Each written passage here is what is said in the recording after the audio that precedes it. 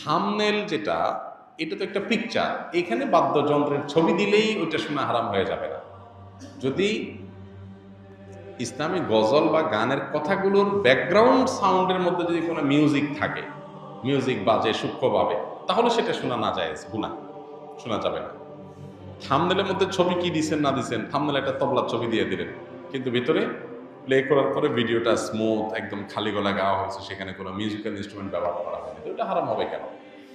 Music শোনা হারাম, মিউজিকের ছবি দেখা কি না, দেখলে হারাম হবে না। বিধায় আপনার থাম্বনেলের ছবি কি আছে না আছে এটার জন্য ভিডিও হারাম হবে না। তবে হ্যাঁ, আজকাল অনেক আপনার গজল, ইসলামী সঙ্গীত বের হয়েছে যেগুলোতে সূক্ষ্মভাবে মিউজিক আছে, আপনি একটু মনোযোগ দিয়ে শুনলে বোঝা যায় যে মিউজিক ব্যবহার করা হচ্ছে, সেগুলো শোনা হারাম।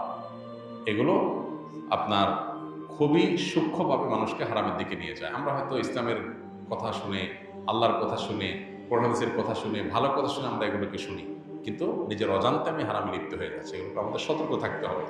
ফ্রেশ খালি গলা গাওয়া হয়েছে এবং সেখানে মিউজিকের কোনো ইনস্ট্রুমেন্টের ব্যবহার করা হয়নি, শুধু সেগুলো আপনি শুনতে পাবেন। আল্লাহ আমাদেরকে আমল তৌফিক দান।